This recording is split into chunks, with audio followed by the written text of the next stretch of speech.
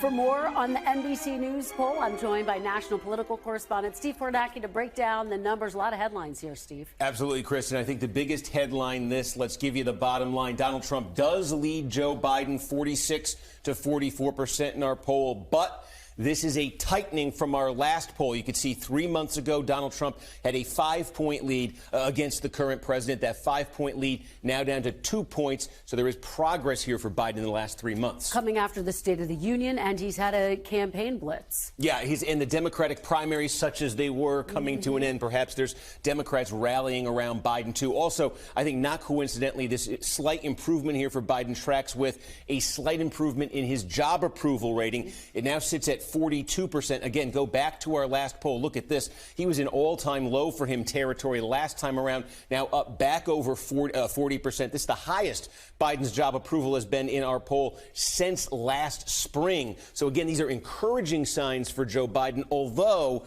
broader picture here, this 42% approval rating, history says, probably by itself not enough. He's probably going to need more, because put this in some context here. These are other recent presidents at this point in their re-election campaigns. Where were their approval ratings? Again, you see Biden's 42%. One thing that jumps out, they were all higher than Joe Biden. The other thing, the two presidents on this list who did not win re-election, of course, Donald Trump 4 years ago, he was at 46%. And back in 1992, George H.W. Bush, he was at 43%. Biden below both of those. The last time Biden's been at this level, 46%, you got to go back to the start of 2023. The last time he was higher than that, you got to go back to the summer of 2021, his first year as president. So Biden has some work to do on that front. And also, troubling for the Biden campaign, the erosion of public confidence on a number of critical fronts. We asked voters in this poll about a number of leadership characteristics here. Which candidate would be better? There are two, only two where Biden has the edge over Trump. Abortion. We've talked about this one, seen this for a long time here. That's a big one. It is, certainly is. That's the biggest Biden advantage in this poll. And then bringing the country together. Biden, you see, performing better than Trump. But I think the headline here is you add those two numbers together, you're not even close to 100. That means a lot of voters think neither candidate is better on that. And then on every other front here, we talk about the erosion for Biden, and now you start to see it. Look at these numbers. Trump advantages on all of these traits. And I stop here because competent and effective, that was President Biden's, the crux of his campaign pitch back in 2020. And we actually polled this question in 2020, and it was basically the exact opposite. It was Biden with about a 10-point advantage over Trump. And again, same with handling a crisis. Biden had the edge over Trump. And how about this? It's the former president, the current president. We don't really see matchups like this. Well, now we can measure it. Who has the strong record as president? And again, Trump outpacing Biden on that front. And again, you got to mention this one, too. Necessary mental and physical health. We asked this 4 years ago. It was a wash. It's now a clear liability for Joe Biden. So these are all troubling numbers for Biden. But it's not to say there aren't warning signs for Donald Trump in this poll either. Well, Trump and his campaign are hoping a third-party candidate might give them a little bit of a boost. But our poll shows it's a little bit murkier than that. That's the thing, because, again, we show a 46-44 race here for Donald Trump. Again, all those liabilities for Biden, Trump only ahead, too. What the Trump folks have been hoping is RFK, third-party candidates, they gobble up some votes, and Trump doesn't need to get to 50%. But look what happens when we add RFK's name to the mix.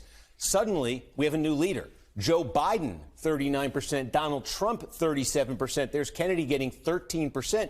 In other words, we're seeing by a better than 2-to-1 margin, it's Trump voters who are flipping over to Kennedy in this scenario, not Biden voters. You see it right here. 15% of Trump voters, when we add RFK's name to the mix, they go to RFK. Only 7% of Biden voters. So it's a big change right there. Defies conventional wisdom. There's no doubt about that. Absolutely. I think we haven't seen this in other polls. And one final note, Kristen, as well, is this. It's the question of enthusiasm. I thought this really jumped out here. The most engaged voters, those who voted in 2020, voted in the midterm elections, those folks are voting for Biden by 9 points. Where Trump's strength is, why he leads Biden, it's voters who don't typically turn out in many elections. Didn't vote in 20, didn't vote in 2022. They are with Trump by more than 20 points.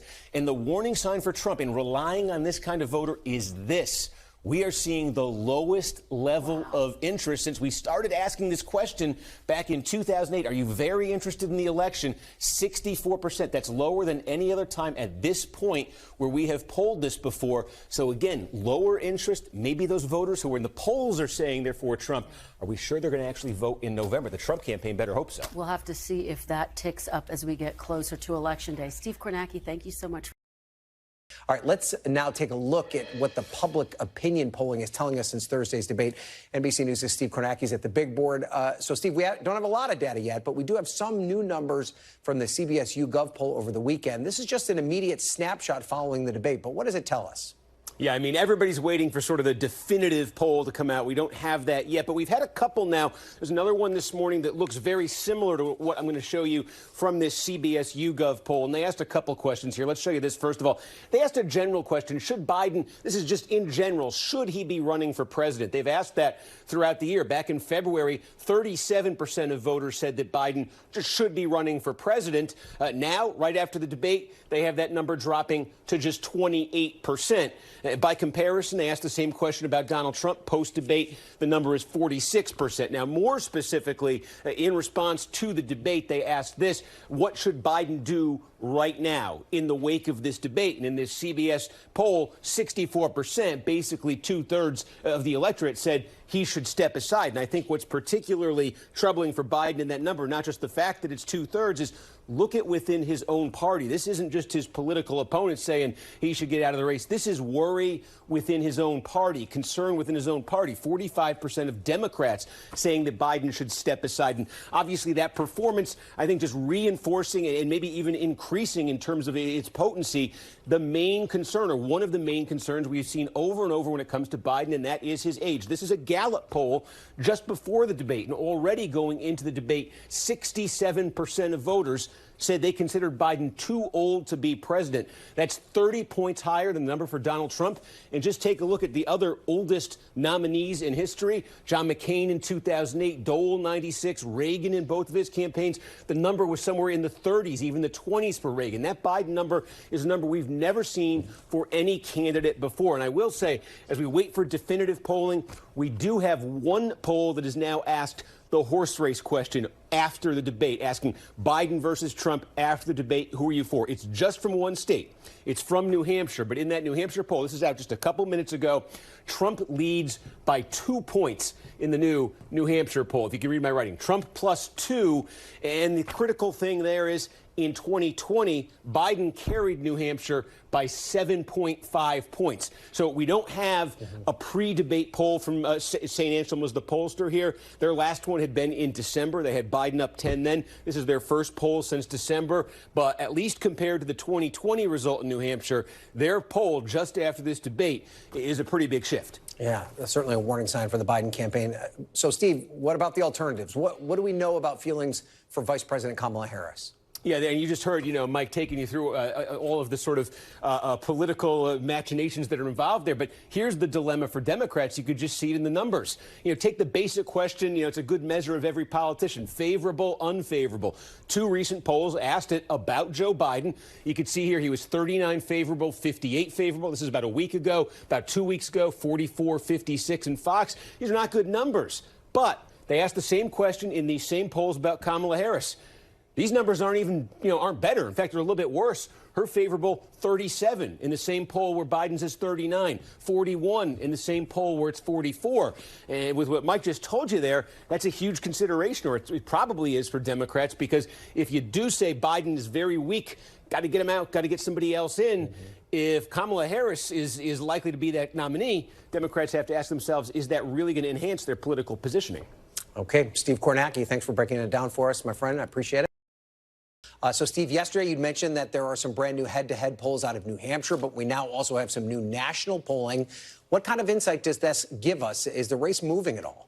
Yeah, I mean, look, we've got 3 polls now, last 24 hours, all conducted after the debate. Just go through them here.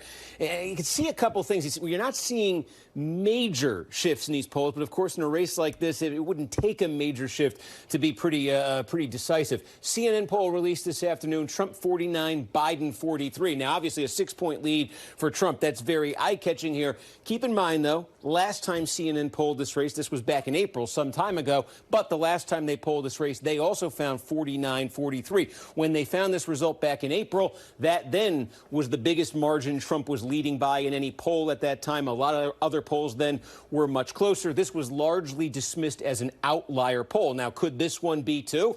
We'll see as more polls come out in the coming days. One thing to keep in mind, when you get an outlier, often it's the result of sort of a statistical blip with your sampling. It can happen from time to time, but when that happens, you'd usually expect that the next poll wouldn't have the same problem. So could this be two outliers, or is this perhaps more accurately measuring right now than back in April in the CNN poll? Because the other thing to keep in mind in the CNN poll is that question of Kamala Harris. They tested as well Harris against Biden. So again, you see Trump leading Biden, Harris against Trump, excuse me. You see Trump leading Biden 49-43.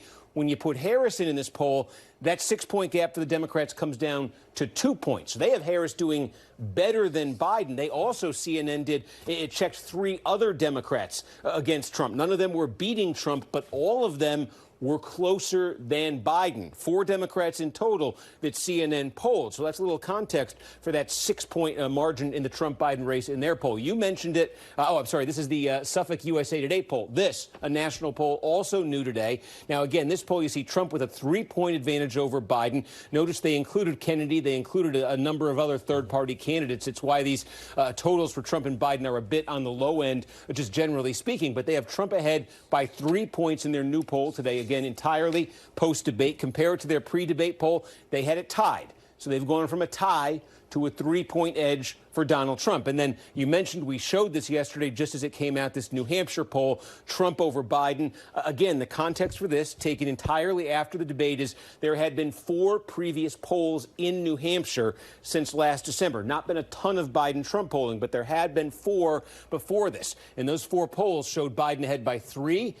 They showed Biden ahead by 5, Biden ahead by 6, and Biden ahead by 10.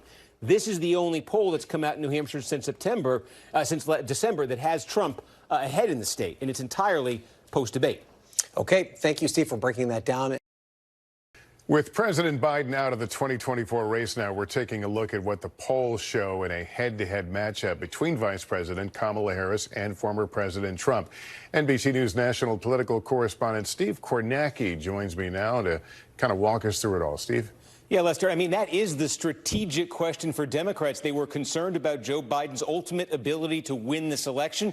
If they do end up with Kamala Harris as their presidential candidate now, does it change the basic political realities they were worried about? So look at it this way.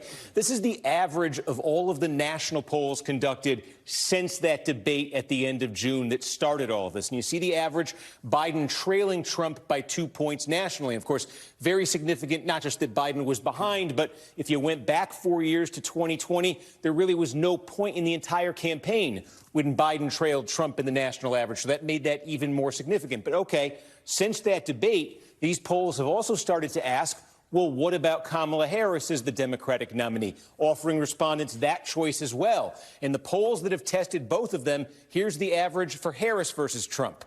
Not much different. Harris does do a point better than Biden. 45 goes to 46, and the average Trump stays at 47. So at least at the beginning, if Democrats do go with Harris, they'd be taking a candidate trailing by 2 on average, replacing with a candidate who trails by 1 on average. Of course, the question is the introduction of Kamala Harris as a presidential candidate, the Democratic convention, the new attention on her. Would that help those numbers? Would that improve them? Conversely, would that hurt those numbers potentially if the rollout doesn't go that well? Those are some of the variables, though. But that's the starting point on head-to-head. And we also look at the basic image of each candidate. When we ask the question, favorable or unfavorable view do you have? Again, the average for Joe Biden has been very bad. 36% favorable, 57% unfavorable. Now, Kamala Harris, where does she clock in here? Little bit better, but not much. 36 to 38 on the favorable side, and the unfavorable comes down 57 to 52. Meanwhile, Donald Trump, who she'd like to run against now, you see where he stands. These numbers are a bit better for him than they've been in the past. 41% favorable, 55 unfavorable. And again, whether it's Kamala Harris or if it happens to be anybody else, whoever emerges as the Democratic candidate, just the basic challenge they're facing is this. Here is the road to 270 electoral votes, and you see the 6 core swing states right here that are expected to decide the presidency. You see Harris would have to win a number of those states here. But the other challenge for her, and something that drove Biden from this race, is that Democrats were starting to get indications outside of these battleground states of unexpected trouble in places like Virginia, New Hampshire, Maine. In the popular vote in Maine, they give out electoral votes by congressional district there, even potentially in a state like Minnesota. So for Harris or whoever the Democratic nominee becomes, the two challenges are, first of all, shore up states like that Democrats weren't expecting to have to sweat over, and then get to work in those battleground states. Again, all those battleground states in 2020 were Joe Biden states, Lester.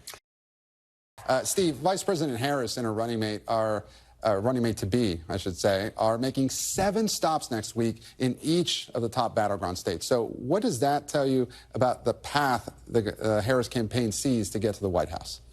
Yeah, so a couple ways to look at this. If we say 7, we've been saying there's 6 core battleground. They say North Carolina is right in there. North Carolina is a little different from these other battleground states in this way. All of the other battleground states went Biden in 2020. North Carolina was still a Trump state in 2020. But basically look at it this way. Where things had been before Harris got in the race, before she switched in for Joe Biden, the Biden campaign was looking at an extremely narrow path. I'm just going to show you, again, you see Harris's name, but when Biden was the likely Democratic nominee, the Biden folks were basically saying this was going to be their wall, their fortress. Those 3 Big Ten states, Pennsylvania, Michigan, and Wisconsin, it would just get them to 270, because the problem was Biden was struggling in particular with non-white voters, with Hispanic voters. He'd been lagging by a pretty big margin what Democrats typically get with black voters. And so these more diverse sort of Sun Belt states here, the polling was the worst for Biden there relative to these states. Now, with Harris as the likely nominee here for the Democrats, the question is, does that start to change? Can she do something in these Sun Belt states that would allow her not to have to win all 3 of the states up here? So, I mean, take a look right now. If Trump, if Trump were to sweep all of these, right, again, he'd be at 268. He would just need 1 of these states up here in Big Ten country. But what if Harris was able to pick off? Here's an example. The polling is suggesting right now Harris is doing better with Hispanic voters. There's a growing Hispanic population in Georgia. Margin there was 12,000 for Biden last time around. What if Harris was able to get Georgia? Well, now she's at 286 in this scenario. And now if she were to lose Michigan, she could afford it. So she can open up more every one of these Sun Belt states. If she's able to win any of them, if she does, it takes the pressure off these states here in the Midwest. And Democrats see with Harris the growth potential for their coalition in this election relative to Biden. The growth, they see a lot of it is with non-white voters, both with support levels and enthusiasm levels. If that's something that plays out, and that is a big if right now, we're talking if right now, but if that's something that plays out, you'll see it much more clearly in a Georgia, in a Carolina, in an Arizona, in a Nevada than you will in a state like Wisconsin. It's about 90% white. The states up here are older, whiter populations. So can she move that battleground around? Can she open up the South and not have to rely on Big Ten country? Steve, a lot of the conversation right now over the VP pick is how that might change the electoral map. Kind of walk us through that if you can. Arizona versus Pennsylvania, Governor Shapiro versus Senator Mark Kelly, or even Governor Walz might help in the Midwest. What are the calculations that the Harris campaign is making right now with regards to those vice presidential picks? Yeah, it's really interesting because, and it's resetting this right here. It's interesting because we hear it all the time. Hey, put this candidate on the ticket, get this state. It doesn't really happen that much that presidential nominees actually go for that strategy. But again, resetting the battleground here, let's say Harris were to pick a Josh Shapiro, the governor of Pennsylvania. Pennsylvania, 19 electoral votes. It is by electoral votes the largest of any of these battleground states. And right away, that would put Harris at 245. And again, it just opens up all sorts of possibilities for her. We showed you if she could win, if she got Pennsylvania, and she could just get Michigan and Wisconsin, there's 270. But if you got Pennsylvania in your pocket and you could say pick off Georgia, look, now she's within 10. Now Arizona would get her there. You see, that's the Pennsylvania, because it's so big in terms of electoral votes, you get Pennsylvania, you can lose both of these other Big Ten states if you're getting Georgia, Arizona. It doesn't work the other way. If you don't get Pennsylvania, let's say Trump were to get Pennsylvania, I'll reset this. If Trump were to get Pennsylvania and Harris got, let's say, Wisconsin instead, see, she's short. Or if she were to get, reset this one, if she were to get Michigan, she's short. So Pennsylvania of these Big Ten states is particularly important. The multi-talented Steve Kornacki. Steve, I understand you're off to Olympics coverage now, so thank you for joining us. We really do appreciate it. Let's talk about the big board now and bring in Steve, as Garrett pointed out. So here's the question, Steve. I know you've probably explained this to death about the role that vice presidential candidates have on the top of the ticket. But my specific question is about new voters. Are they going to turn out now for Harris because of Walz's addition on the ticket? I mean, what's the coalition here look like?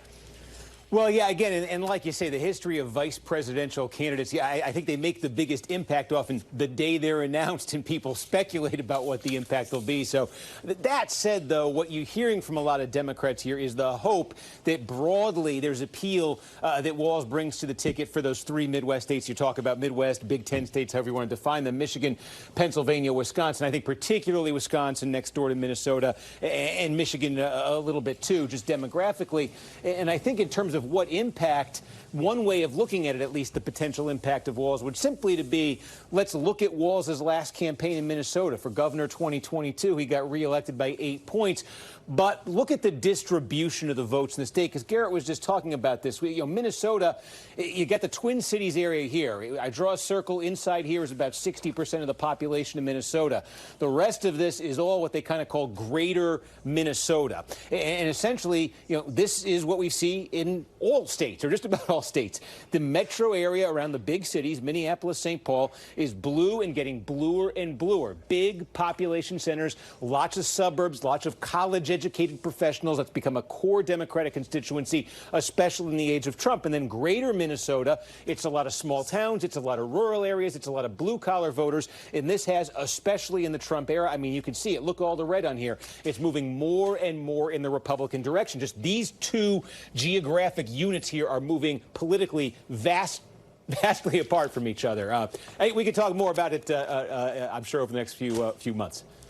Well, but Minnesota, though, is Midwestern, but it's not a swing state in the same way its neighbors are. So, you talked about this. Is there a broader appeal there throughout that region that could help Democrats defend that blue wall?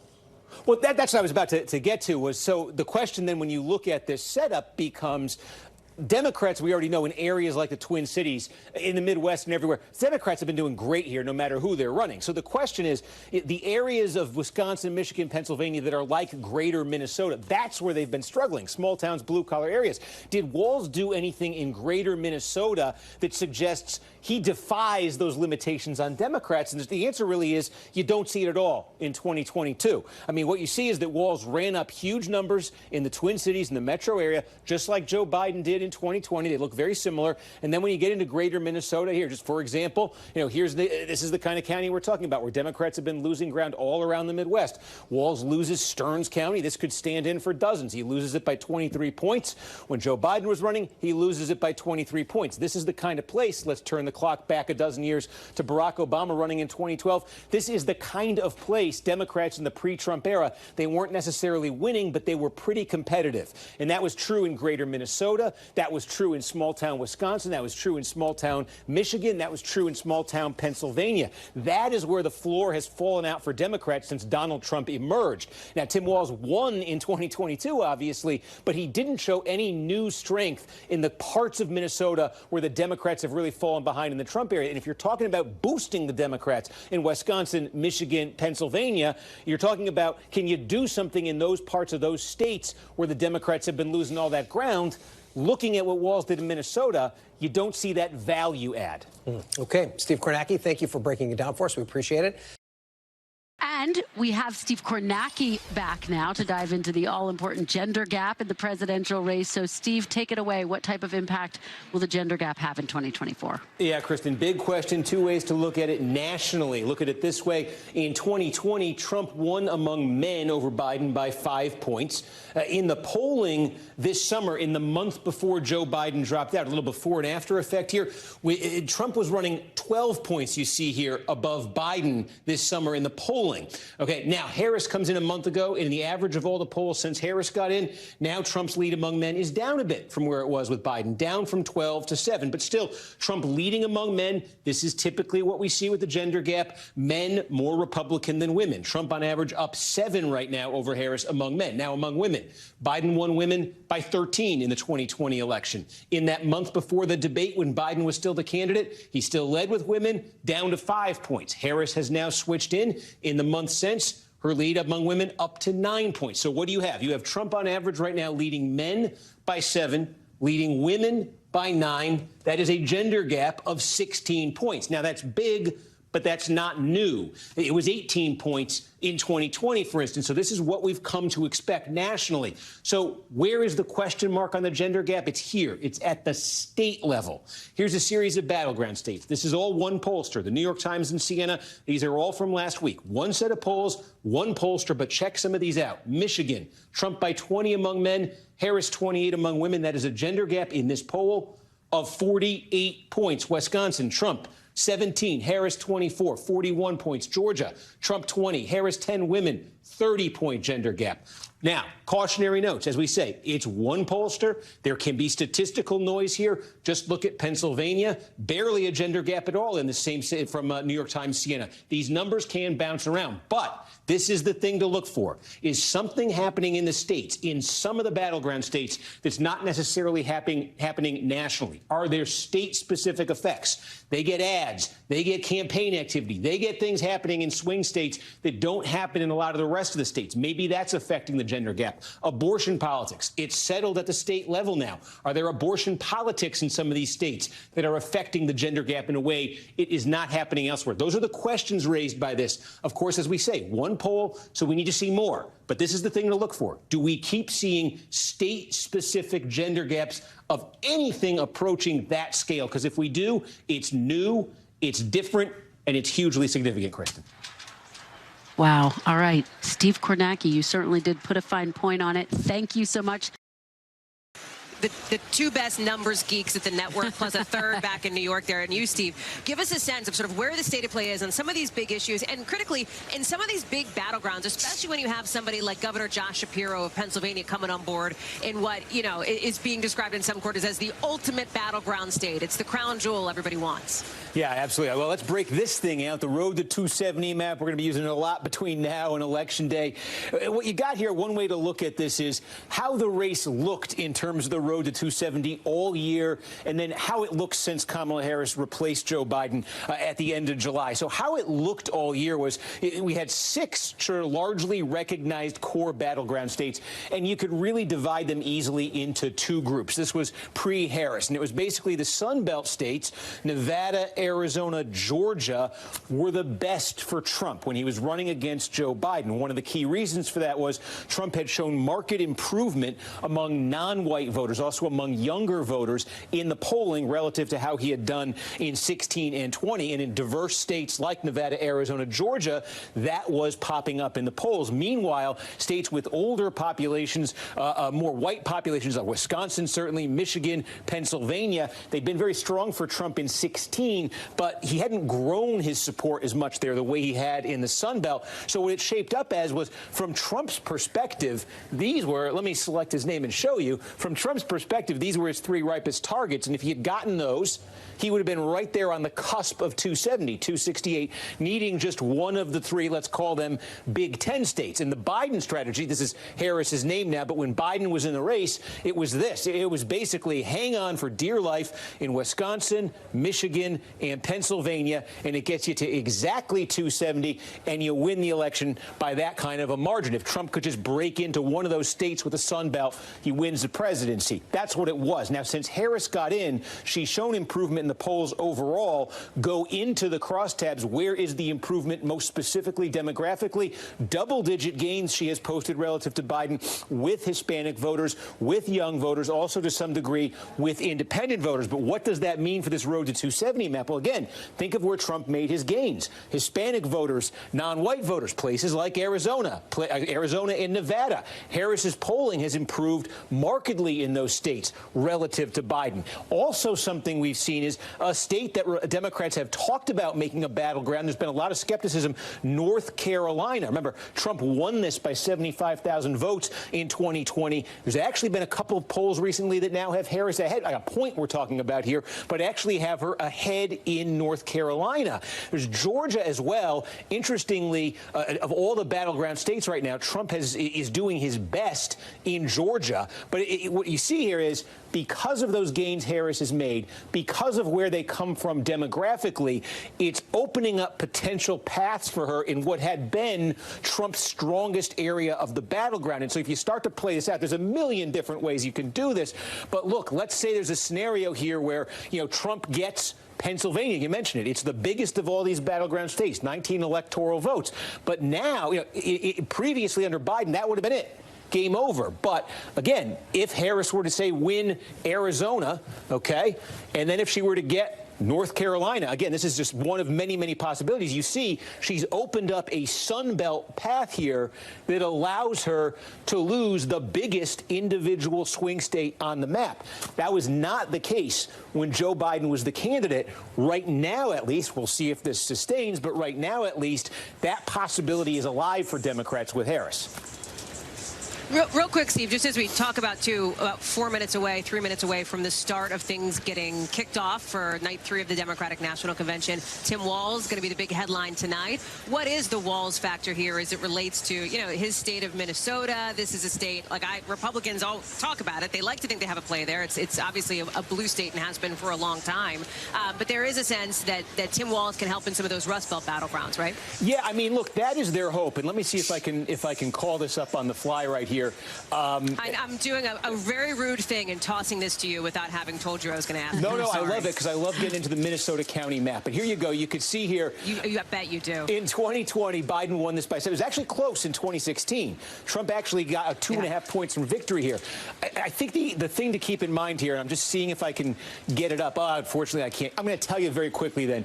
Here's the thing for Democrats. They see that they think Walz has a cultural appeal and a cultural connection in places, in the areas of a state like Minnesota or Wisconsin for that matter, or Michigan for that matter, that Trump has made the biggest gains. Rural areas with large non-college white populations. You see, I think you were showing that video stressing that he's a hunter, that sort of thing. They think that's going to not win them back those areas, but maybe get them a critical extra chunk of votes in those places. The problem for Walz is, we'll see if it's different now. He's being marketed, by different people nationally, but when he was in Minnesota in 2022, his performance in that state, just in terms of where his votes came from, it's the exact same distribution as it was for Joe Biden. Heavy Twin Cities metro area, very, loses by huge margins in the rural areas. It's not like he was showing strength in the rural areas that Biden wasn't. It's not like he was, weaker in the metro areas than Biden was. It's a very typical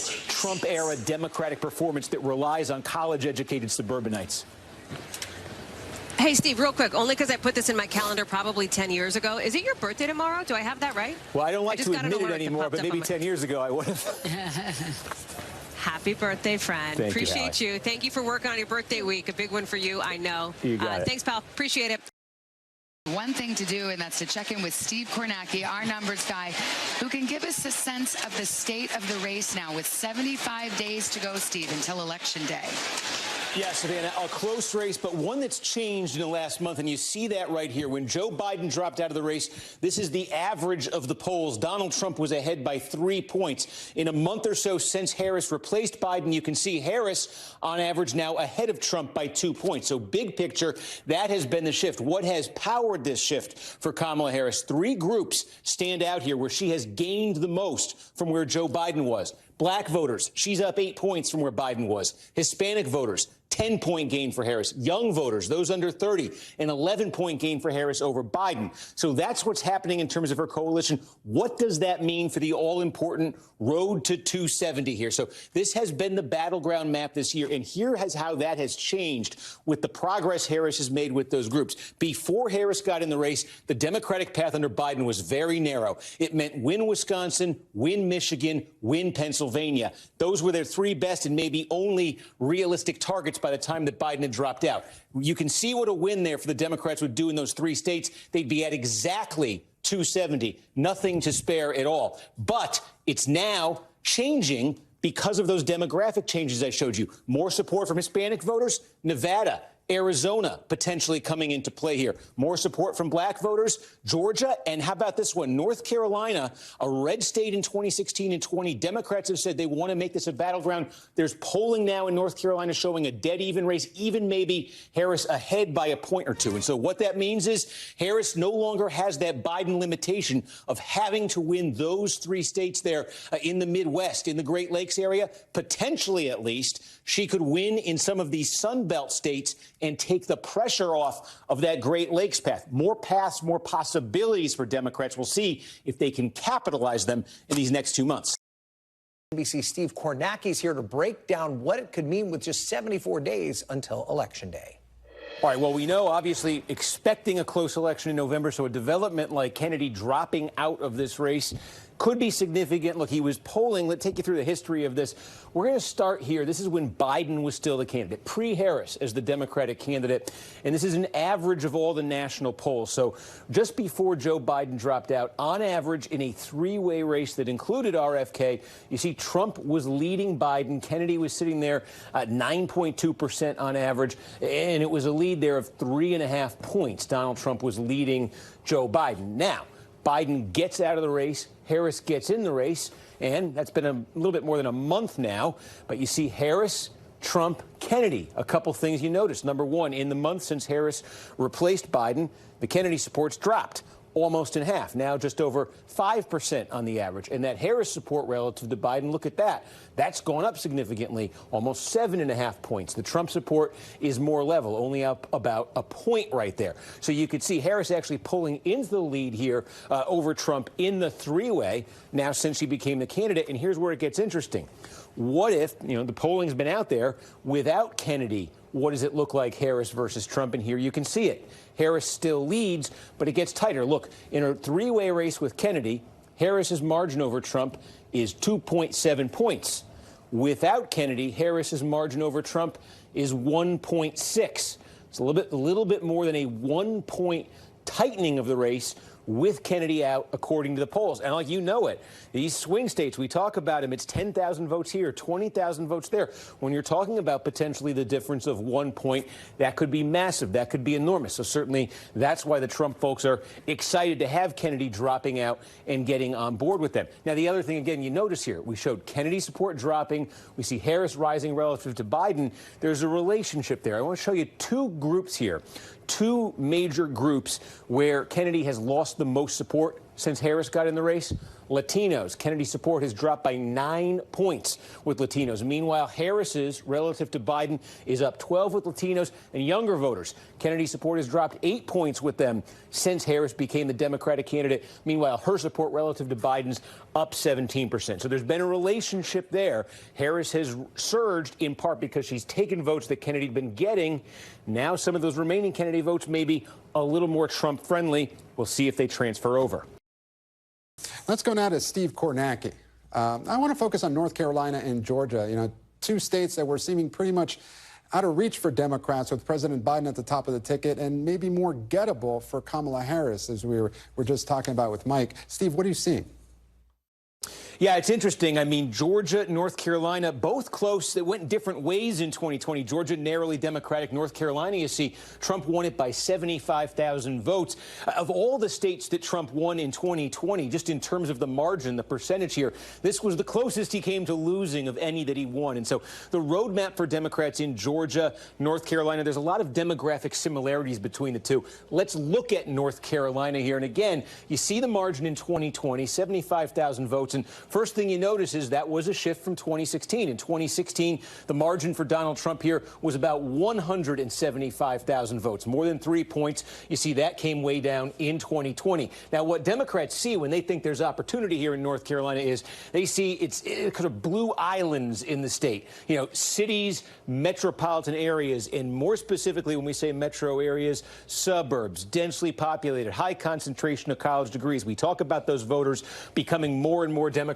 You find a ton of them in the Research Triangle area. You find some in the Triad area, Metrolina where Charlotte is, out west, Buncombe County where Asheville is. And the story in these places is they are getting bigger and they are getting bluer. So to give you an example, this is Wake County. This is where Raleigh is. And you can see big Biden win there, 27 points in 2020. Let me go back in time, though, to 2008. 2008, by the way, Barack Obama narrowly won North Carolina. But look, in this huge, massive county here, his margin was 14 points.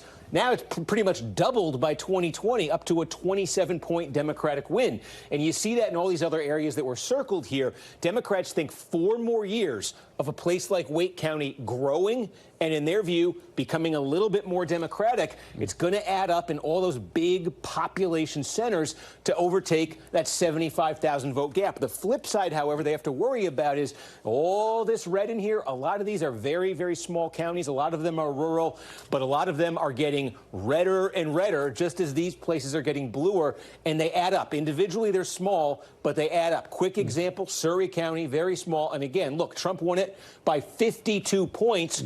Run back the clock here to 2008, still Republican, but McCain only won this county by 28. It's gone from 28-point Republican to 52. Wow. That's been the Trump effect in those red rural counties. And so it's basically which one's going to give? Democrats growing in the metro areas or Republicans, that Trump surge in the red area? That's the tension in Carolina, and it adds up to a very close race. Yeah, Steve, it should be so interesting to see if Harris can cut into those margins. Now, I'd like you to widen out, big picture. How important are Georgia and North Carolina to Harris's potential paths to the White House overall? Yeah, let's take a look. Call up our friendly Road to 270 map. And again, I think the significance of Carolina, it's twofold here. It basically, for the Democrats, it's the only one of these battleground states. You see all the others in gray here. This is the only one that Donald Trump won in 2016. All of the others, 2020, all of the others went for Joe Biden. So Democrats are playing offense here. If they win North Carolina, those are electoral votes they didn't already have. They're trying to protect electoral votes in every other state. And that means that North Carolina could offset for them potentially losses elsewhere. So a perfect example would just be Georgia. What if, playing the what if game here, what if Trump got Georgia? That would be a flip. And you can see here that adds 16 electoral votes to his column. It went from 219 to 235. But then if Democrats were able to squeak it out in North Carolina, that's a gain for Kamala Harris right there. And it's also 16 electoral votes. So the Democrats in this scenario would lose 16 to Trump in Georgia, but then they'd get the 16 right back in North Carolina. Or, is there a scenario where Democrats get both of them? And then we're talking about losing, let's say they were to lose Michigan. But again, a Michigan loss, that is 15 electoral votes, and it's 16 in North Carolina. So if you lose Michigan, and Democrats, and you win North Carolina, between those two, you've actually gained an electoral vote. So it really opens up. If Democrats could ever win North Carolina, it opens up a lot more possible pathways here simply because it could offset losses. It gives them more of a pad to lose states. Steve Kornacki, thank you so much for walking us through the numbers. Steve Kornacki at the big board. Thank you so much. All right, Amish. Yeah, a couple ways to look at this race as we come out of the Labor Day holiday nationally. This is the average of the major recent national polls, and you see Kamala Harris with a 3-point advantage over Donald Trump. A couple ways you could look at this. If you're a Democrat, you're obviously happy that Harris is ahead of Trump. You're also happy that this is an improvement from where the race was when Joe Biden was the Democratic candidate. He'd pretty much been trailing Donald Trump all year in the polls. So a reversal of that with Harris as the Democratic candidate. But if you're a Republican, you're not necessarily despairing when you look at these numbers. In fact, you could probably take some solace in them because Donald Trump is no stranger to being in this position on Labor Day. In fact, this position, being down 3, is better for him than it was the last 2 times he ran. In 2016, he was down on average by 5 points to Hillary Clinton at this point. And of course, he came back to win that election. And in 2020, he trailed Joe Biden by high single digits at this point. Trump didn't win in 2020, but of course,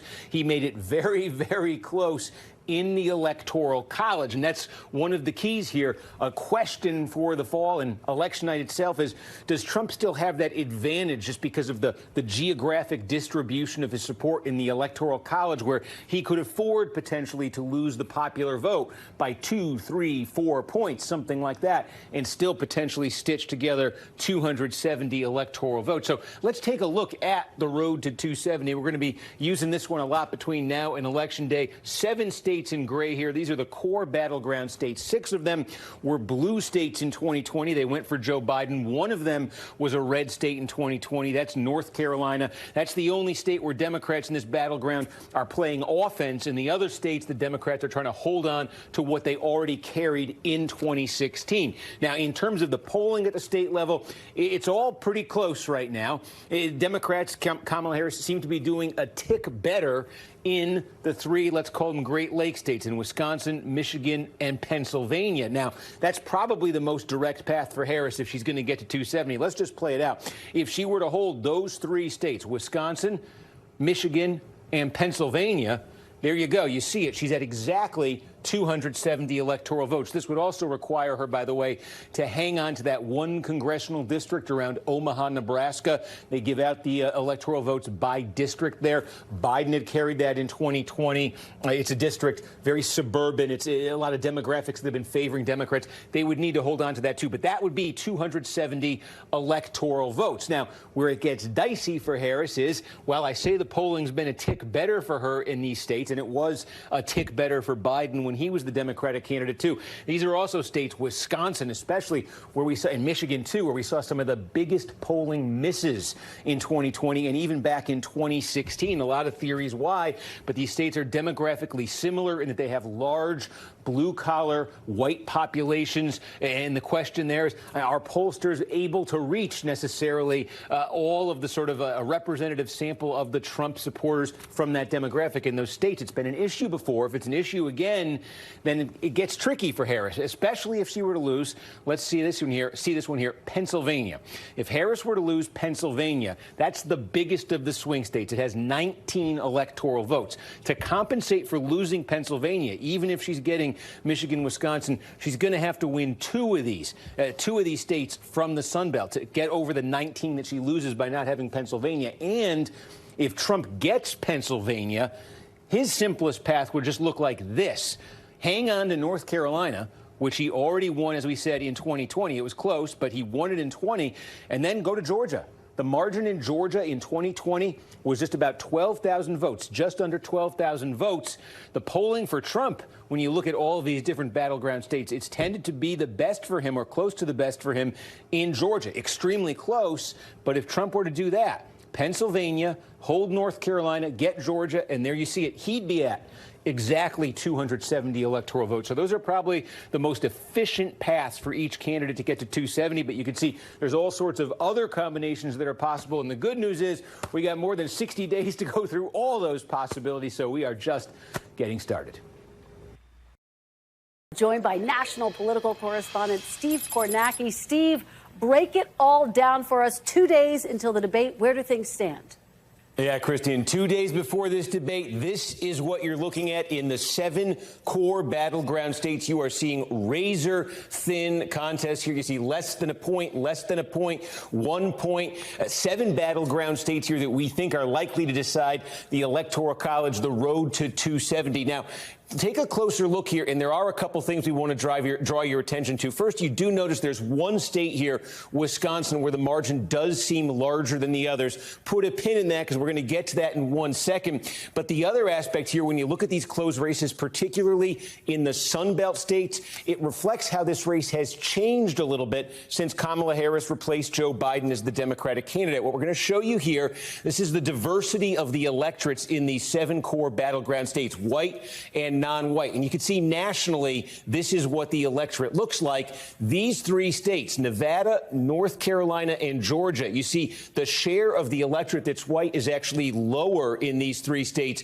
than it is nationally. The share of the electorate that is non-white is actually higher. One of the things that has happened since Kamala Harris replaced Joe Biden is that Biden had been struggling relative to how Democrats historically do with Hispanic voters, with black voters, with non-white voters. Harris has improved on Biden's standing with those voters. She's not at the levels that Democrats have typically run at in the past, but she's improved. And so when we just showed you those close margins in these states here, that's the source of Harris's improvement. These states are looking more promising for her than they were for Joe Biden. But again, she's not at the level Democrats typically get with non-white voters. That's something her campaign is looking at, trying to boost and trying to improve. The other end of it, though, is this. Look at the states here, Wisconsin, Michigan, and Pennsylvania, with the highest shares of white voters. Specifically here, we're going to look at blue-collar white voters who don't have 4-year degrees. And again, you see the national average here,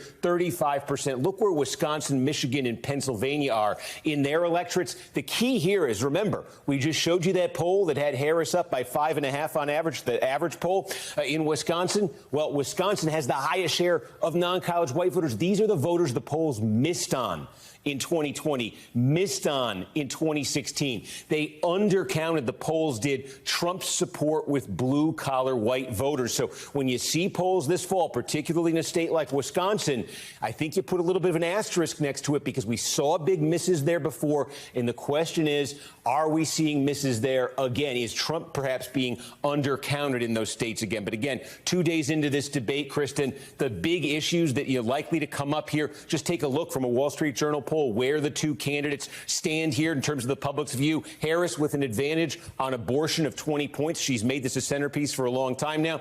The economy, immigration, the Israel-Hamas war, these are all Trump advantages over Harris, although Harris doing a little bit better on some of these questions again than Biden had, but not where her campaign would like her to be, Kristen.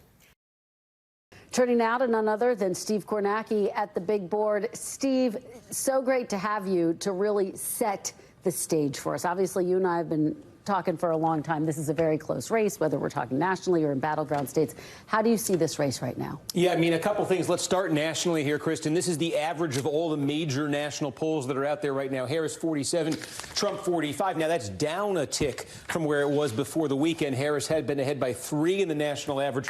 Some of the more recent national polls, that New York Times one the other day that had Trump ahead, getting some attention here, bringing this average a little bit closer.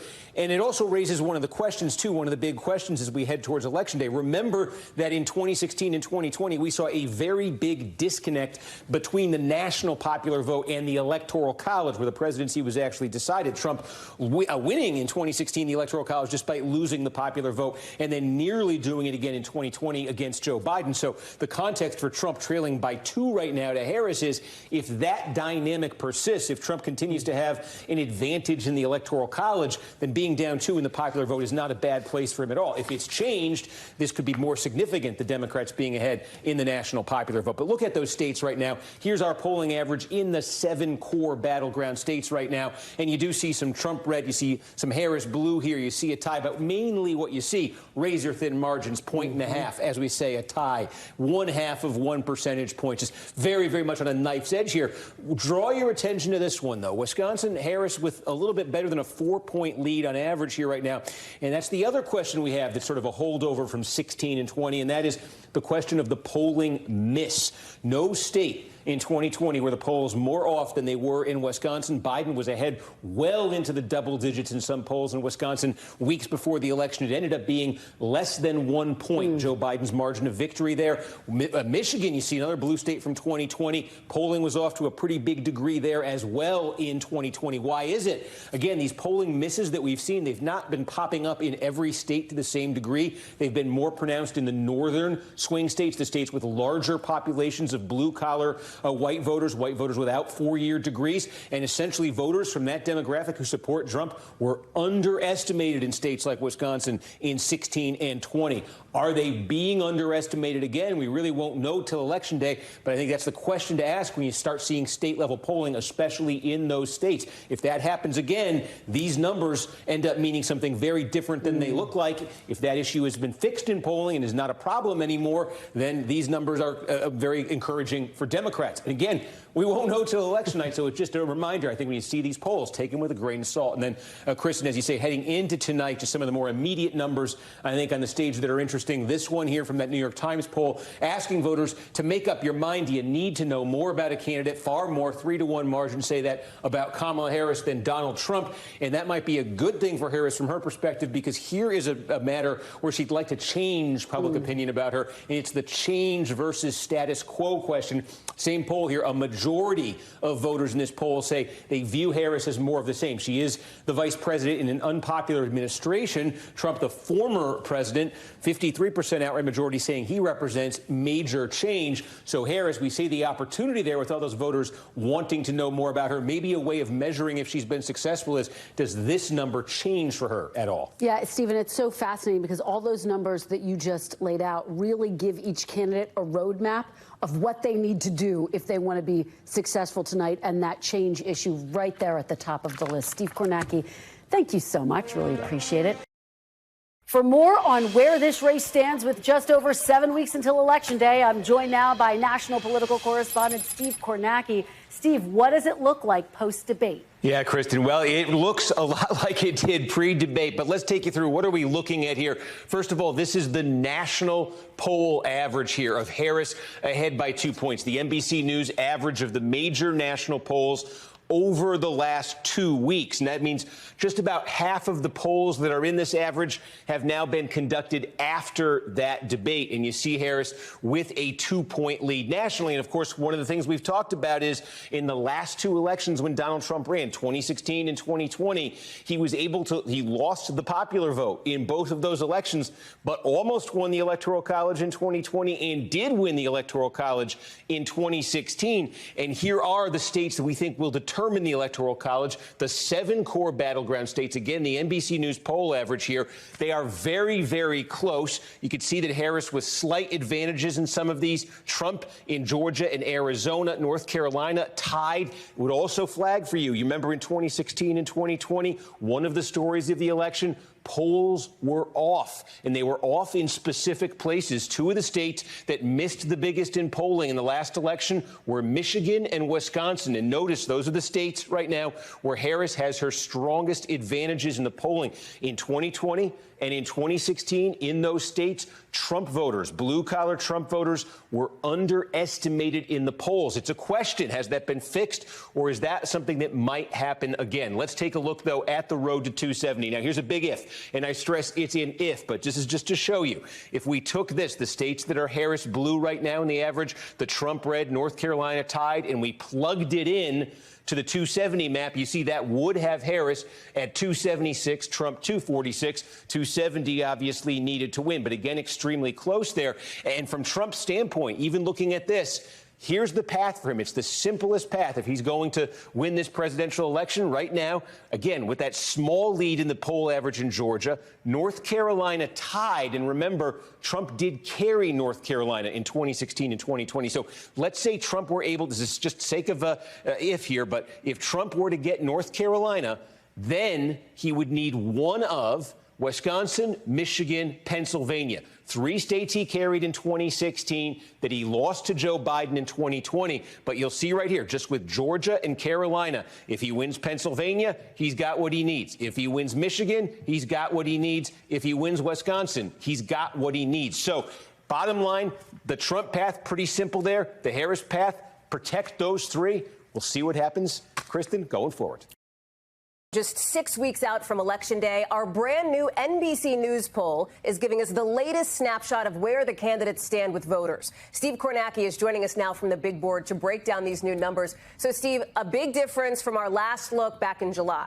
Yeah, Hallie, and frankly, a big difference from our polling over the last year when Joe Biden had been the Democratic candidate, generally trailing Trump in our polling. Now Kamala Harris, 49, Trump, 44 nationally in our new poll. Two significant changes to how folks view Kamala Harris seem to be powering this. First of all, just the overall impression people have of her. Is it positive or negative? Well, look, back in July when we asked about this, only 32% of voters had a positive view of the vice president. Since she became the Democratic candidate, look at that jump all the way up to 48%, a 16-point jump. And this as well, she's the vice president in an unpopular administration. But when you ask the question in our poll, which candidate better represents change right now, Harris, 47%, higher than Trump, the challenger, at 38%. How about those issues that voters have consistently said matter to them, the immigration and the economy, Steve? Yeah, so the headline here is positive for Democrats, but this is what Republicans have in this poll that they can take heart from.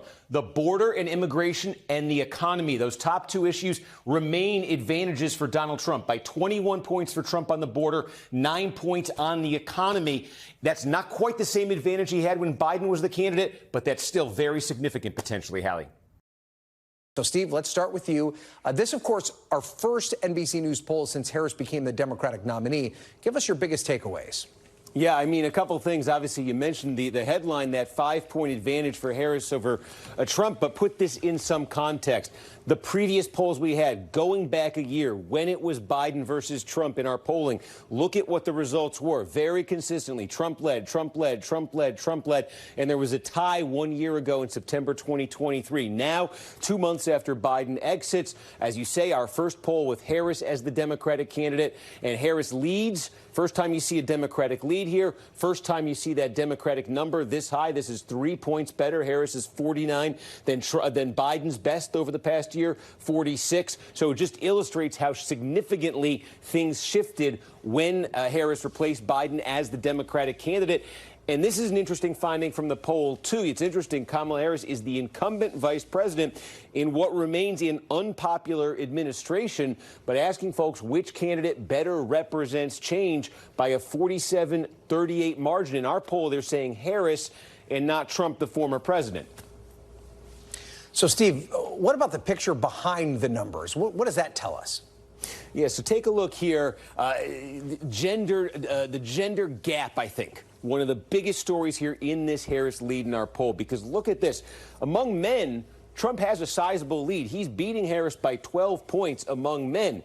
Among women, Harris has a much more sizable advantage. Look at this. It's 21 points, 58-37 in Harris's favor among women. So you could see how that nets out in her favor, giving her that lead nationally. But also just take this in some perspective here. That would be a gender gap, 21 and 12, of 33 points. Now, we talked in 2020, in 2016, about seeing historically high gender gaps in those presidential elections. This would obliterate those gender gaps. This has been a staple. The gender gap has been since 1980 of American politics. But if we see anything like a 33-point gender gap in November, that's absolutely off the charts, even by modern standards. And the other key finding here demographically, I think, break this down by race, it's among black voters, 85-7 Harris over Trump. Now, historically, this is what you'd call sort of a normal finding. Democrats have typically won the black vote by margins that look like this in presidential elections. Why this is significant is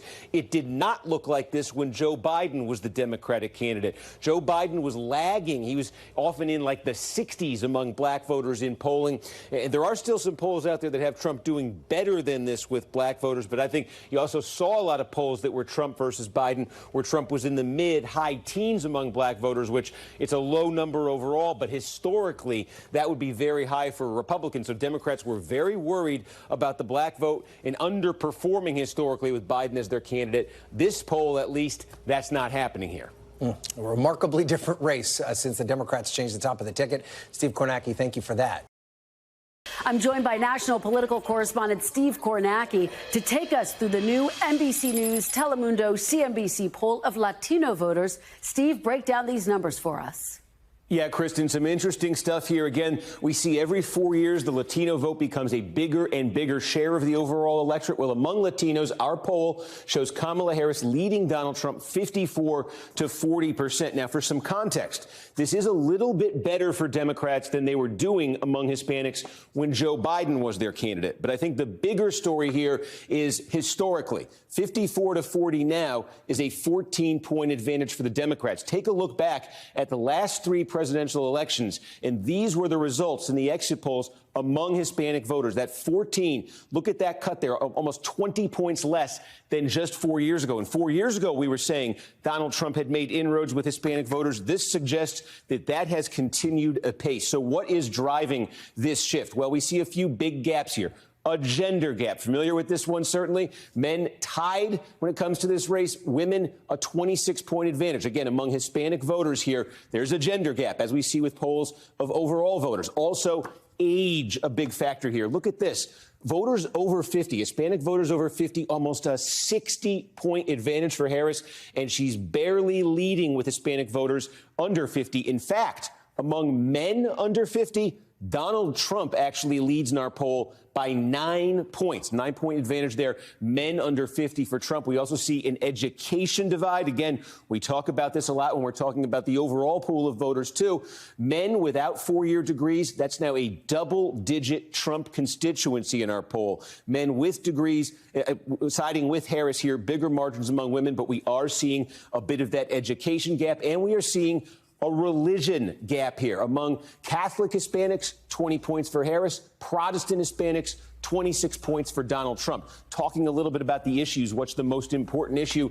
We asked in this poll, abortion clocking in there, and Kamala Harris, big advantage. We see that being competent and effective. Kamala Harris leading there as well. But then the biggies. These are the ones that Hispanic voters are saying are the most important to them. Economy, small advantage Trump. Inflation, 9-point advantage. And how about that? On the border and on immigration, Donald Trump with a double-digit advantage. 13 points in our poll when asked who would be better on this issue. Hispanic voters are saying it's Donald Trump. And that is part of a broader shift here on basic attitudes among Hispanic voters toward immigration. Look, when Donald Trump first ran in 2016, 69% of Hispanics said immigration helps the country more than it hurts. That's come down to 62, and the number who say it hurts more than it helps all the way up to 35%. There's something bigger and broader going on here, and I think you can see it finally with this. We ask a basic question of Hispanic voters, which party do you more identify with? 37% now say Republicans, 49% say Democrats, but again, look at how this has shifted in just the last dozen years. In 2012, this was a 41-point advantage for the Democrats. It has come all the way down to 12 points, Kristen, a 29-point drop in terms of that gap there on which party Hispanics identify with in just 12 years. The historical data really tells the tale there. Steve Kornacki, thank you so much. You got it. Thank you. Let me go to Steve Kornacki, who's standing by for us at the big board. All right, Steve, so interesting to me when you look at sort of vice presidential debates overall and vice presidential candidates, and specifically these two, one of whom is the least popular vice presidential candidate since we started polling back in the 90s. Yeah, I mean, pretty close to it. You're talking about J.D. Vance there. Let's put in perspective the image of each candidate tonight historically. You're looking back here at the last 10 elections. So that starts us in 1988. We move forward from there. And what you're seeing, you can see at the top of this list, in the 2000 election, and remember, it was a really close one. Yeah. Joe Lieberman was the Democratic vice presidential candidate, Dick Cheney for the Republicans. And look at this, Lieberman 47 positive, 15 negative. That's a net 32-point positive. Cheney 49-17, net 32 positive. Together, the two most widely liked vice presidential candidates that we've seen running at the same time. Now, you get down here and you get to Tim Walz. We're doing these in sort of reverse order here. And you get to Tim Walz tonight, and he is 40% positive and 33% negative. This is our most recent NBC poll. So that is a net positive rating for Tim Walz of 7 points. Now, we couldn't fit these all on one screen, so go with me here as we work our way back. All right, page and you 2. get here, there's 2004, there's Kamala Harris in 2020 when she was Biden's running mate. There's Biden when he was Barack Obama's running mate. You see, he starts the ones Biden does in 2012 who are underwater, more negative than positive, 42 negative, 40 positive. And then that takes us to our final screen. These are the lowest numbers you're going to see, and you're going to find J.D. Vance right here, 32 positive, 54 negative, that is 45 negative, excuse me. That's a 13-point negative net rating there for him. The only ones that are lower here, there's James Stockdale, see the I, Perot's running mate, 1992. Now, the thing with Stockdale is most people just didn't have an opinion of him, but those who did, there it was. That's one of the most famous all time. And then there's Quayle. This was when he was the incumbent vice president, Dan Quayle, in 1992. If you remember, he had the incident where he couldn't spell potato. He'd been lampooned during the 1988 campaign a lot, the Murphy Brown controversy in 1992. So he was, Quayle, 26 positive, 56 negative, 30 points underwater. In terms of major party nominees in the modern times, that's the only one lower than Vance is right now. Steve Kornacki, lots to follow there. Steve, thank you very much. Let's start big picture nationally here. We've been tracking this week to week the average of all of the major national polls. Kamala Harris continuing with that 3-point advantage in the average over Donald Trump. But of course, Donald Trump lost the popular vote in each of the last 2 times he ran for president. And one of those times in 2016, he was still able to win through the Electoral College. So let's take a closer look then at the states, at the 7 core battleground states. Again, you're looking at our poll averages in here. The headline obviously continues to be it's very close everywhere. But one thing to draw your attention to when you talk about Trump being in Pennsylvania, Obama coming in there, all of the attention from Trump's standpoint in terms of an efficient path to 270 electoral votes, it would look something like this. If Trump gets Georgia, okay, where he leads in the poll average by 1.5 points, if he gets North Carolina, where is literally tied in the polls right now, and where Trump won in 2020, the only one of these battleground states Trump carried 4 years ago, then all Trump would need on top of Georgia and North Carolina would be Pennsylvania, where Harris does have a small lead in the averages now. But Trump getting those 3 would get him to 270. So that's the importance for him. And for Democrats, the importance of blocking that path for Trump in Pennsylvania. Taking a closer look then at the Keystone State, one of the reasons, besides its size, that this is of such interest to Trump and the Republicans, there's a trend here. You're looking at the Trump era. You're looking at party registration in Pennsylvania. And look at this. When Donald Trump first came on the scene, back in 2016, the Democratic advantage in party registration in Pennsylvania was over 900,000 votes. 2020, look now, in 2024, that's been cut almost in 2/3 there, down to about 330,000. There's been a little bit of a boost for Democrats since Kamala Harris took over in registration, but the big picture trend here has been more competitive for Republicans in party registration. So where are we looking in Pennsylvania? What's going to decide this state? Well, believe it or not, in the Trump era, there are only 10 counties in the entire state where Democrats perform better now than they did before Trump came along. However, some of these counties are very big. Focus on these 4 collar counties right outside Philadelphia: Delaware, Chester, Montgomery, Bucks. More than 1/5 of the vote statewide is going to come out of there. And look what's been happening here. Last pre-Trump election in these collar counties outside Philly, Democrats won them. Obama won by 9 points, about 120,000 votes. Look what happened in 2020. Almost a 20-point Democratic margin, nearly a 300,000 vote margin. This is where the Democrats have been growing. Suburbs, places with lots of concentrations of high college degrees. Can Harris do even better in those collar counties? That's critical for her. And then from Trump's standpoint, there's a lot of rural counties in the state that have gotten redder, small rural counties. But let's talk about this collection here. Some people call this the Latino belt of Pennsylvania. These are counties that have some small, mid-sized cities with rapidly growing Latino populations. And we've been talking about Trump improving relative to 2020 and 2016 among Hispanic voters. Well, you can see it. Here are some of the cities in that Latino belt in Pennsylvania. Reading, Pennsylvania, it's 70% Latino. Now, it was overwhelmingly Democratic in 2020. Joe Biden won by 45 points. But look at that. That's down almost 20 points from 2012. Hazleton, Pennsylvania, more than 60% Hispanic. In 2012, Democrats won it narrowly. It's now a double-digit Trump place. Allentown, it has come down 10 points in its margin for Democrats. Can Trump grow new support in the Latino counties, the emerging Latino counties with large populations of Latino voters in Pennsylvania? That's a key from his campaign standpoint to the state, to the Keystone State, Kristen. Well, key questions as we continue to keep our eyes on the Keystone State. Steve Kornacki, thank you so much. You got it. And for more on our brand new NBC News poll, I am joined now by national political correspondent Steve Kornacki to take us through all of the numbers. Steve, boy, this is a big one. Yeah, I mean, Kristen, the numbers say it. It is a tie game here weeks before the election, and it's that shift. Our last poll taken in the wake of that September debate, Harris had opened up that advantage over Trump. Gone in our new poll. What goes into that? What's behind that? I think this one is revealing. This is the basic perception voters have of these candidates. Is it positive? Is it negative? Now, these are not great numbers for either one. Trump 43 positive, 51 negative. He's 8 points underwater, you might say. But look at Harris. Exact same positive score and that negative number almost in the exact same place. And this is it. The last time we polled this question after that debate, Harris had really made up ground in this area. Look, she had a positive rating, 48 to 45. So that advantage has all in the last few weeks in our poll washed away for her. Then there's some issues, some characteristics here. These are advantages in red here that you see for Trump now versus September. On the immigration and the border, we ask voters, who would be better on this? In September, Trump had a big advantage. It's gotten bigger. On inflation and the cost of living, Trump's advantage now hits double digits. And on the question of who represents change, Harris had the advantage in September. She still does, but lower. So significant because voters are telling us change is a critical issue for them, not the direction you want to be going in there, Steve. No, absolutely not. And maybe a reason for that, too, is remember, she's the VP in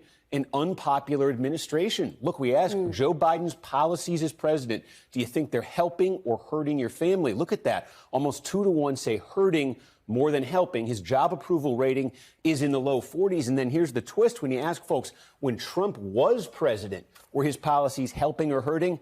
Look at that difference. 44% say helping, 31% say they hurt. So retrospectively, Trump is getting some numbers here. Maybe he didn't even get when he was president. And then this is, in perspective, the challenge that Harris faces. These are the modern vice presidents like Harris, incumbent vice presidents, running while their boss was still in office. And just look, 88, George Bush Sr., his boss Reagan had nearly a 60% approval rating. Bush won. 2000, Clinton was at 60%. Gore didn't win, but he won the popular vote. We can say that. And here's Harris. And just look how different the atmosphere is. Biden's approval rating in our poll, only 43 points. She's running in a totally different atmosphere than previous incumbent vice presidents did. And then we could talk about issues. This is an interesting way. Typically in the past, we've just given folks a list of issues, said, are they important? Here we've asked a question, is this issue so singularly important that it's the entire basis of your vote for president? And you could see abortion comes in number 1 there. And that's so significant. This is the first presidential election after Roe v. Wade was overturned. Hugely significant. Abortion is at the top. Usually we're talking about the cost of living as being the energizing factor. Absolutely. And I think the Harris folks, if they're looking for good news in this poll, it's this, because this issue is her biggest advantage over Donald Trump. And you can see, as you say, potentially a motivating factor. And one more note here, just got to show this. The gender gap. We always talk about gender gaps in presidential races, but how about this? Trump by 16 among men, Harris 14 among women. That is a 30-point difference between those two. If that happens on Election Day, that's one for the history books. We've never seen it that high. Yeah, an historic gender gap for sure. All right, Steve Kornacki, as always, great stuff. Thanks, you. Kristen. Steve, let's start with you. As we mentioned, this gap between Harris and Trump in September has now closed. Tell us what's changed.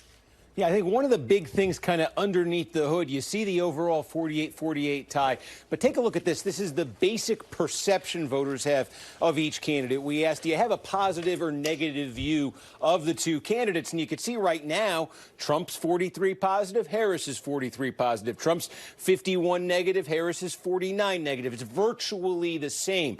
That is different from where things were in our poll a month ago. When Harris was leading nationally, this is what it looked like in terms of the image of the candidates. Trump was still very negative, but look at this. Harris a month ago was 48 positive, 45 negative. She had a higher positive than negative, and the story we were talking about a month ago was that Harris had opened up an advantage on likability, on perception, on image over Trump. A month later, that advantage is gone. And Steve, how do the issues that voters care about play into what we're seeing in this head-to-head matchup? Yeah, so we asked this question about issues a little bit differently this time, really trying to get at, are some issues particularly motivating to voters? And what we did was we asked,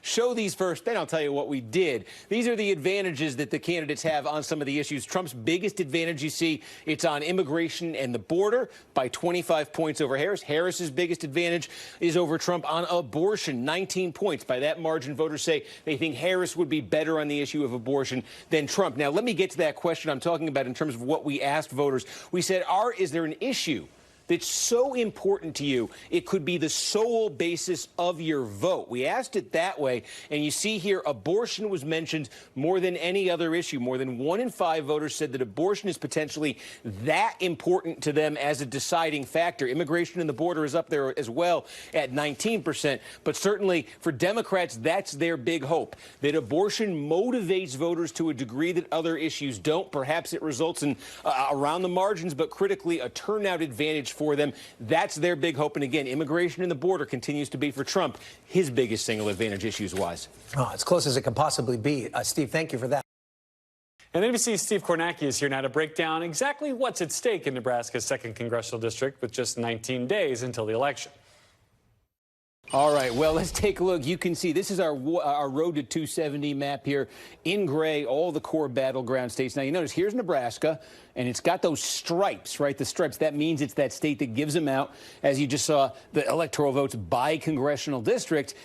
State itself, solidly red, but the blue stripe, that district, that 2nd district, is expected to go Democratic and for Kamala Harris. And note, by the way, Maine, the other state that does it this way, expected to be blue in the presidential race as a state, but there's one district there that Donald Trump has won handily 2 times now, again, expected to go for Trump. But all of the money, all the resources, all the attention you just saw going into that 2nd district, why is it so important? It's especially important for Democrats because of this. There's an electoral map scenario for Kamala Harris that absolutely hinges on locking it down, and it would look like this.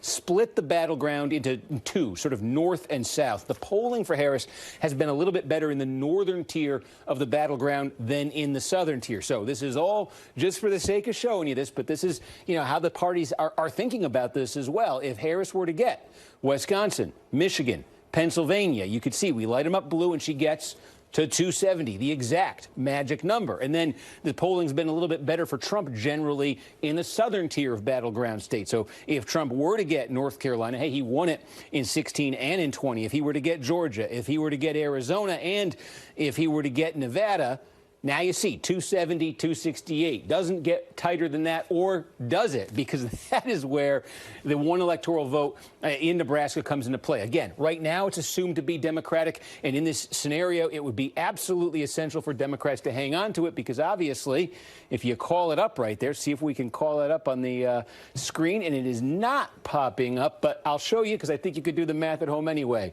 1 less for Harris would be 269. 1 more for Trump would be 269. There's your 269, 269 tie. And the important thing is if this ever is a tie, goes to the House, every congressman doesn't get a vote, but every state gets a vote. And no matter which party controls the House, the overwhelming expectation is Republicans will have more state delegations. So a tie in baseball goes to the runner. A tie in the Electoral College almost certainly goes for Trump. That's why Democrats are so heavily invested in that district. Now, the good news for Democrats is the polling says they're ahead in the 2nd district in Nebraska. New York Times Siena poll recently, 9-point advantage. Look, it's a suburban metropolitan district. Those are the kinds of places Democrats have been surging in the Trump era, so Democrats expected to win there, but there's a scenario not too hard to conjure where they absolutely must win there. Early in-person voting began Saturday in Detroit, and both former President Trump and Vice President Harris campaigned in Michigan this weekend. I'm joined now by national political correspondent Steve Kornacki for more on where the race stands. Steve, I know you are looking at the battleground states today. Yeah, Kristen, and looking at the one you just mentioned, Michigan, look, this is our running average of the polling averages in the battleground states. They're all close, but what's the closest right now? Look at that. Michigan, the average there. Harris, by 1/10 of 1 point. Really doesn't get closer than that. So let's dive into Michigan, what we're going to be looking at in the home stretch and on election night. And the key thing with Michigan, of course, go back to the last election. You just heard from Barack Obama there. Before Donald Trump came on the scene, Barack Obama and the Democrats won Michigan handily. Trump, of course, flipped it barely in 2016, and then it moved a little bit back to the Democrats in 2020. But the key is between 2012 and 2020, the Trump era, the state as a whole got a lot less Democratic. So keeping that in mind, we've split it into three categories here. Take a look. One way to think about it. One is, despite the state getting less Democratic, there are 9 counties that got more Democratic in the Trump era. Look at this. From 2012, Barack Obama won this collection of counties by 6. By 2020, it was a 14-point Biden blowout. There's only 9 of them, but they are 1/3 of the state. Each one of these has a higher share of white voters with college degrees than the statewide average. We talk about that a lot as the core Democratic base these days. You see it in these counties you got highlighted here.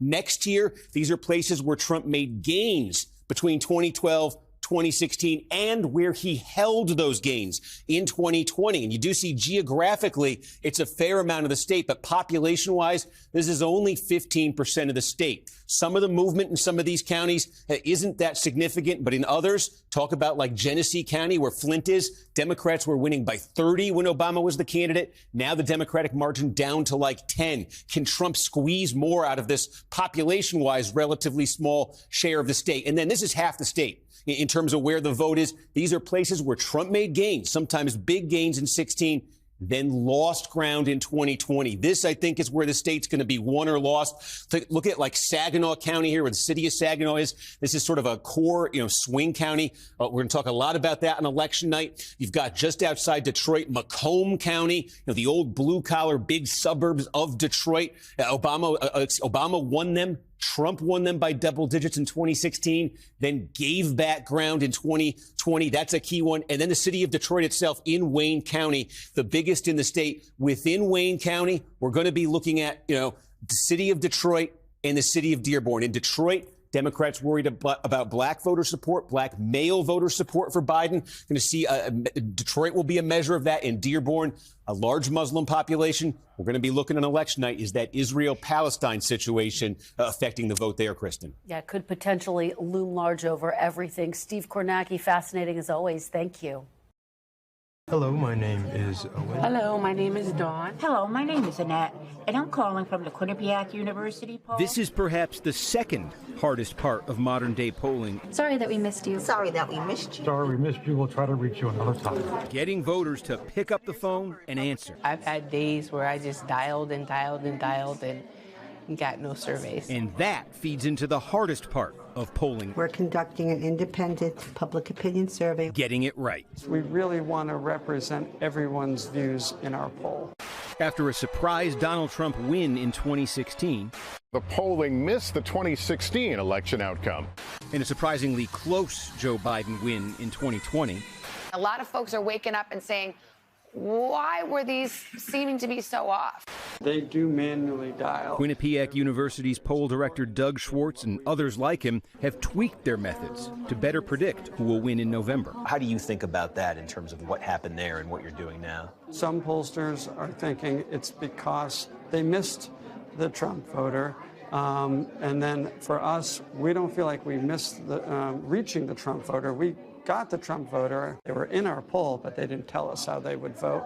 This time around, we're better prepared. So they're rephrasing their questions. If the election for president were being held today. Doing everything they can to reach those who are hard to reach. Our motto is we try hard to reach the hard to reach people.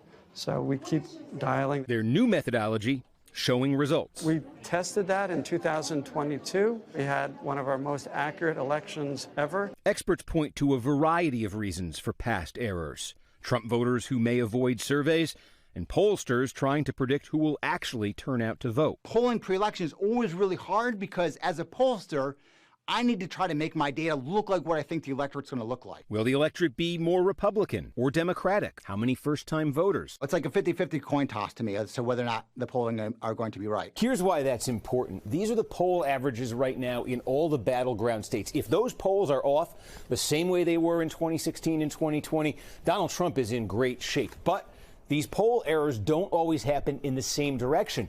If they're off by the same amount, but this time underestimating Democrats, this is what those states would look like. How much attention have you been paying to the election? So everybody is asking, are the polls going to actually get it right this year? What do you say to that? I think so, at least in terms of the high-quality polls. I think people need to sort of remember it's an estimate, it's a range.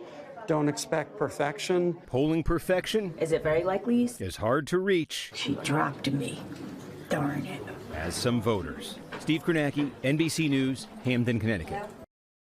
For more on where the race stands and just who the voters are that the campaigns may still be able to persuade, I'm joined by national political correspondent Steve Kornacki. Steve, this race is incredibly tight in the home stretch.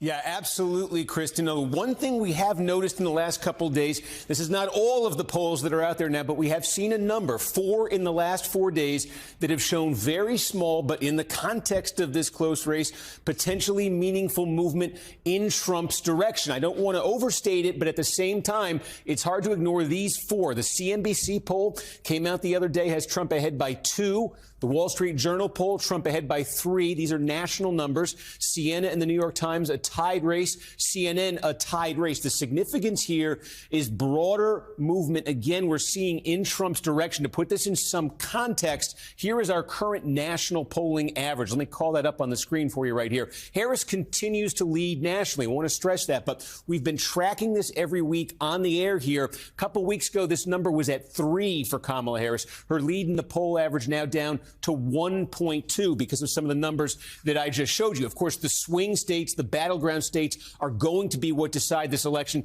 And look how close those are. We see 1.2 nationally. Just about all these swing states are even tighter than that. So Trump certainly a little improvement nationally, but where the race is decided, absolutely razor thin. But what is happening nationally? Well, we can show you from the CNBC poll. They picked up on something that our own NBC poll was suggesting recently, and that is a shift in the image of Kamala Harris. You can see right now in the CNBC poll, 42 positive, 48 negative, higher negative than positive. That's where Trump is, too, largely, 39, 49. The significance is about a month ago when we were polling this, Harris had a higher positive than negative. In our poll, in the CNBC poll, in other polls out there right now, you see Harris now with that negative going back above that positive rating. That said, tons of uncertainty and volatility remain in this race. Check this out. We can show you this morning also from that CNBC poll, looking at this question of persuadable voters, defining them this way.